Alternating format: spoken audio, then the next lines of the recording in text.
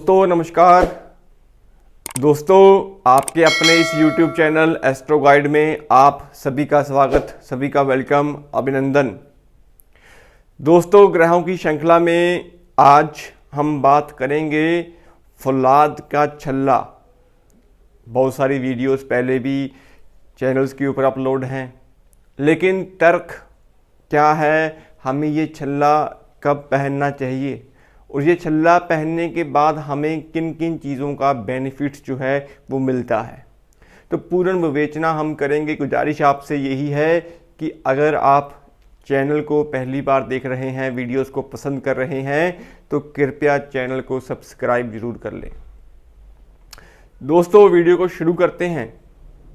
दोस्तों फौलाद का छल्ला कब धारण किया जाता है? आमतौर पे हम छल्ला, आपने देखा होगा कि चांदी के छल्लों का चलन ज़्यादा है। हम अंगूठों में, हाथों में चांदी के छल्ले जो है वो पहन लेते हैं। उसका अपना एक चलन है, अपना एक बेनिफिट है। सोने के छल्ले भी हम अपने हाथों की फिंगर्स में पहनते हैं, ग्रहों को मजबूती देने के लिए, ग्रहों को जोड़ने के लिए और उनसे बेनिफिट लेने के लिए। लेकिन यहाँ पे जब हम फौलाद के छल्ले की बात करते हैं तो ये छल्ला किस तरह का होना चाहिए? दोस्तों सबसे पहली बात, छल्ला हमें क्यों धारण करना है? दोस्तों कुंडली में हर ग्रह अपनी एक क्षमता लेके, अपनी एक पावर लेके बैठता है। अगर वही ग्रह अपने मित्र ग्रहों या मित्र भावों के साथ बैठा होगा तो उसके फलों को अच्छा कर देगा। लेकिन जन्म कुंडली में अगर आप ग्रहों की तासीर को समझ जाते हैं कि हर ग्रह किस भाव में जाके उसकी तासीर क्या है, तो आपको ग्रहों की प्रेडिक्शन या ग्रहों के फल देखने की क्षमता जो है वो बढ़ जाएगी। आप आसानी से उस ग्रह को, उस भाव के प्रति क्या फल मिल रहे हैं आपकी ज़िंदगी में, वो पहचान सकते हैं। तो लाल किताब में दोस्तों हमेशा सभी ग्रहों को एक तरफ रख के बुध ग्रह को सबसे ज़्यादा हानिकारक और अच्छा बोला गया है, क्योंकि सभी ग्रहों का जो दायरा है, क्योंकि जितने भी ग्रह आप देखोगे सौरमंडल में वो सब के सब गोल हैं, और जहाँ पे किसी चीज़ की में गोलाई है, किसी चीज़ का अंत ही नहीं है दोस्तों। गोलाई के रूप में अगर आप शुरू करोगे तो आप राउंड शेप में घूमते चले जाओगे। तो ये जो गोलाई है ये बेसिकली बुध की है। तो हम ये मान सकते हैं कि हर ग्रह कहीं ना कहीं बुध से रिलेट कर रहा है, और राहु केतु का समावेश भी कहीं ना कहीं बुध के अंदर ही है, स्पेशली राहु का, क्योंकि बुध के मसनूई जो हैं वो बृहस्पति और राहु हैं। तो बुध के अंदर बृहस्पति की क्षमता, अच्छे संस्कार, ज्ञान, विद्या, ये सब चीज़ें हैं, पर दूसरी तरफ वही बुध के अंदर राहु के विचार भी हैं। और कुंडली में राहु को 12वें भाव में नीच का बोला गया है, जहाँ बुध भी नीच के होते हैं। तो आपको आपकी ज़िंदगी में बुध को ठीक करने के लिए शनि की मदद जो है वो ली जाती है। इसी तरह कुंडली के 12वें भाव में जब हम बुध का विवेचन करते हैं, बुध का विश्लेषण करते हैं, तो बुध को 12वें भाव में रात की नींद उड़ाने वाला जो है वो बोला गया है। बुध 12वें भाव में नीच का है, बुरा है, बुरे फल देने वाला है, आपकी रातों की नींद को खराब करने वाला है, और आपकी ज़िंदगी में आंसू जो हैं वो रुलाने वाला है। आप अपने विचारों के समावेश के अकॉर्डिंग इतने परेशान हो जाते हैं कि आपकी आंखों से आंसू आना लाजमी है, क्योंकि बुध 12 में तो आपको बिजनेस भी जीरो करेगा और जुआ, सट्टा, लॉटरी, इन चीज़ों में भी लेके जाएगा, और आपको शॉर्टकट मनी के रूप में नुकसान जो है ज़्यादा करवाएगा। और बुध जुबान है, तो जुबान से आपको गंदा रैशिस जो है वो बोलने के मजबूर कर देगा। गलती आपकी नहीं है दोस्तों, गलती ग्रहों की तासीर की है कि वो आपकी जन्म कुंडली में कहाँ बैठे हैं। तो इसीलिए बुध को 12वें भाव की उपाय ज़्यादा बड़े बताए गए हैं, और बुध 12वें के लिए उपाय करने भी जरूरी होते हैं। बात बुध 12 की है दोस्तों, तो बुध 12 के लिए हमेशा कुंडली के अनुसार आपको बृहस्पति और शनि, इन दोनों ग्रहों को पकड़ के चलना है। कुंडली में बृहस्पति शनि जब कभी अच्छे होंगे या बुध को वो सपोर्ट दे रहे होंगे, तो धन, परिवार, दौलत सब बढ़ जाता है। लेकिन जब वही बुध को बृहस्पति शनि की मदद नहीं मिलती तो वहाँ पे बुध की खराबी आना लाजमी है। बुध 12 दोस्तों बेसिकली बहनें हैं, बुआएं हैं, मासी हैं, तो इन सभी से कहीं ना कहीं रिलेशन आपके खराब होने लाजमी होते हैं। बुध सामाजिक इज्जत है, सामाजिक दायरा है, तो वहाँ पे भी आपकी कमी पेशी जो है वो देखने को मिलती है, क्योंकि बुध सप्तम के भी कारक हैं। सप्तम भाव भी आपका कहीं ना कहीं बिजनेस को रिलेट करता है, रोजमर्रा की जिंदगी को रिलेट करता है। तो बुध 12 के लिए आपको हमेशा उपाय जो है वो शनि या बृहस्पति की मदद से ही करने चाहिए। बात हम कर रहे हैं छल्ले की। दोस्तों बुध 12 के लिए फौलाद का छल्ला बोला गया है जिसमें जोड़ ना लगा हो और टांका भी ना लगा हो।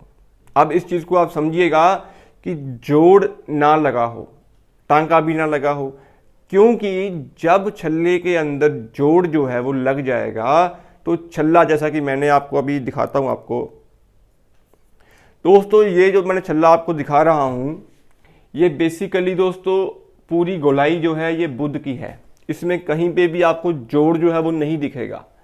ये पूर्णतः गोल है, राउंड शेप में है, तो इसमें क्या है, जोड़ नहीं है।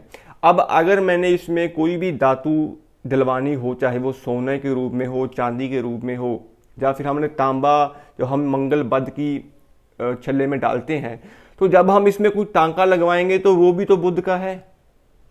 तो इसीलिए दोस्तों बुध 12 के लिए आपको वो छल्ला धारण करना होता है जिसके अंदर जोड़ भी ना हो और टांका भी ना हो। तो कहने का भाव, इसी छल्ले को अगर मैं यहाँ से साइड करता हूँ, दोनों चीज़ों को अलग करता हूँ पॉइंट्स को, तो उस पॉइंट्स को हम बोलेंगे कि इसमें जोड़ भी नहीं है और टांका भी नहीं है। और फौलाद क्या है, फौलाद शनि है, फौलाद शनि है। तो आप यकीन मानिएगा कि बुध के छल्ले के जो उपाय लोगों ने पहले भी किए होंगे, उन्होंने पूर्णतः बुध को अलग ही नहीं किया। बुध का जो राउंड शेप का जो चक्कर होता है, गोलाई में जो चक्कर होता है, हमें तो बुध को उस दायरे से निकालना है। तो कहने का मतलब शनि को सपोर्ट देनी है बुध को कंट्रोल करने के लिए, ताकि आपके अंदर वो जुबान, जो आपकी होशियारी, जो आप गलत आदतें कर रहे हो 12वें बुध के अंदर बैठे हुए, जो आप किसी की बात सुनते नहीं हो, अपनी बहस में पड़ जाते हो, अपनी बातों को ऊपर रखते हो, दूसरों को ज्ञान देते रहते हो, खुद उस ज्ञान को नहीं मानते, फालतू के डंबर्स में पड़ जाते हो, तो उस चीज़ को कंट्रोल करने के लिए शनि की मदद ली जाती है। तो इसीलिए दोस्तों बेजोड़ जो छल्ला आपने धारण करना है फौलाद का, उसमें जोड़ और टांका नहीं होना चाहिए। छल्ला सिंपल वही होना चाहिए जिसमें कट लगा हो और बाकी उसमें कुछ ना हो, तो वो छल्ला लोहे का हो। और छल्ला भी चमकदार होना चाहिए दोस्तों। सबसे जरूरी चीज, जब कभी भी आप बुध के लिए वो छल्ला धारण करेंगे, आपको वो चीज जो है मुफ्त में नहीं लेनी है, पैसे देने हैं उस चीज के, मुफ्त में वो चीज आपको नहीं लेनी है। तो शनि की मदद से बुध को हम अच्छा करेंगे। वैसे भी लाल किताब के अनुसार जब भी बुध खराब होते हैं तो हमें शनि की ही सपोर्ट लेनी पड़ती है। तो हमने इस चीज को अगर हम समझें तो बुध 12 के लिए हमने शनि को अच्छा किया, शनि की सपोर्ट ली बुध को अच्छा करने के लिए। दूसरी चीज, ये भाव किसका है, ये भाव है बृहस्पति का, राहु का कारक है, तो बृहस्पति की राशि है। अब बृहस्पति क्या है, धर्म कन्या दान पुण्य, आपके जिंदगी के वो दान, वो पुण्य, वो धर्म कर्म जो आप करते हो और एग्जिट हो जाता है 12वें भाव से। तो बुध जब बृहस्पति से मिलते हैं तब राहु बन जाते हैं। तो वहाँ पे हमें उस चीज़ की, जिसकी ज़मीन है, जिस ज़मीन पे बुध देव बैठे हुए हैं, वो ज़मीन किसकी है, बृहस्पति की है। और बृहस्पति की ज़मीन के ऊपर घर किसका है, राहु का है। और जब बृहस्पति और राहु मिलते हैं तो बुध बन जाते हैं। एक तो पहले से ही उस भाव में बुध बने हुए हैं और दूसरा फिर बुध आके बैठ गए हैं। तो कहने का भाव, आपको उस जमीन, जिसकी वो जमीन है, उसको तो अच्छा रखना पड़ेगा। आप उस जमीन के मालिक को तो अच्छा रखोगे, चाहे वो बेशक बुध वहां पर बृहस्पति को खराब कर रहे हैं, तो उस मालिक को अच्छा रखने के लिए आपको अपने माथे, जुबान, नाभि पे केसर का तिलक जो है वो लगाना चाहिए। यहाँ पे स्पेशली बबूती जो है वो माथे पर नहीं लगानी चाहिए दोस्तों। ये भी एक बड़ा विडंबना है बुध 12 के लिए, क्योंकि राख जो है वो 12वें भाव में आप बुध लगाते हैं तो वो भी कहीं ना कहीं बुध बैड की निशानी होती है 12वें भाव के लिए। अलग अलग कंडीशंस में अलग अलग इसके फल होते हैं, पूर्ण विवेचना हम फिर कभी करेंगे, लेकिन बुध 12 के लिए अगर आप सामाजिक तौर पे काम कर रहे हो तो आपको उन चीज़ों से परहेज रखना जरूरी है। गले में आप पीला जर्द धागा जो है वो पहन सकते हैं, बृहस्पति को आपने पावर देनी है वहाँ पे। और यहाँ पे दोस्तों दूसरी कंडीशन में ये भी बोला गया है कि जल प्रवाह, आपको एक मिट्टी का कोरा घड़ा जो है वो जल प्रवाह करना है। वैसे तो मिट्टी का कोई कोरा घड़ा आपको देगा नहीं, लेकिन फिर भी अगर आप ट्राई करोगे तो आप कर सकते हो, क्योंकि 12वें में बैठा बुध की जो सहायता करेगा वो 5वां भाव करेगा। तो बुध 12वें के लिए 5वां भाव उसका 4th हाउस बना। अगर आप काउंट करोगे तो बुध 12वें के लिए बुध 12, लगन दूसरा भाव तीसरा, फिर चौथा और फिर पंचम। तो पंचम भाव पानी का बनता है, चंद्रमा का बनता है। तो बुध पानी के अंदर कोड़ा घड़ा जल प्रवाह करोगे तो वहां पे वो नष्ट होगा, चंद्रमा की सहायता लेके हम उसको पावर दे सकते हैं, तो शांत कर सकते हैं। तो कहने के बाद तो बुध के लिए हम कोड़ा घड़ा भी जल प्रवाह करते हैं, उसकी अलग अलग कंडीशन है, आपको किस रूप में वो करना है।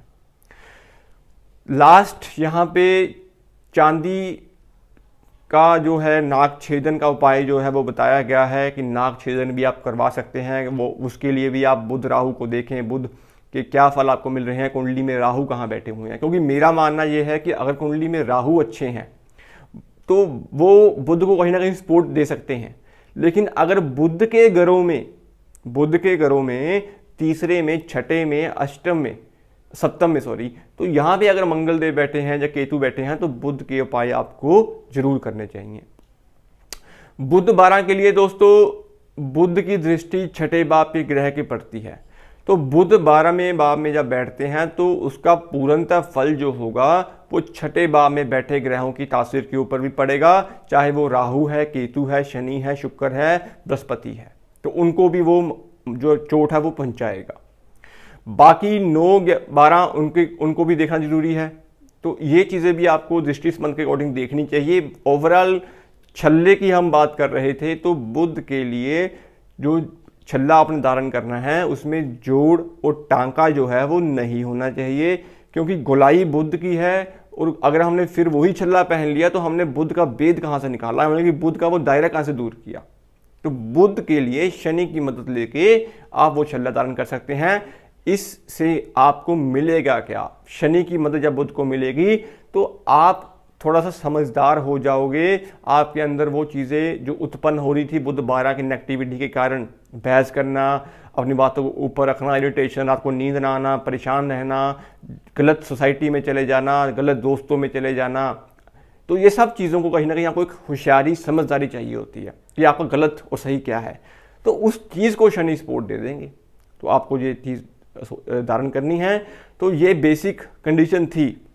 बाकी अलग अलग कंडीशंस में, जैसे राहु 11वें भाव में बैठे हुए हैं तो वहाँ पे आपको नीलम और लोहे का छल्ला धारण नहीं करना चाहिए, वो अलग मैटर है, उसकी वीडियो हम फिर बनाएंगे। लेकिन ये छल्ले के ऊपर वीडियो थी, तो मैं उम्मीद करता हूँ आपको ये वीडियो जो है अच्छी लगी होगी। अगर वीडियो अच्छी लगी हो तो कृपया चैनल को सब्सक्राइब जो है वो आप ज़रूर कर लें, और आगामी दिनों में लाइव जुड़ने के लिए आप चैनल को सब्सक्राइब और सपोर्ट जो है वो जरूर करिएगा दोस्तों, तभी हम आपके साथ जो है वो लाइव जुड़ पाएंगे।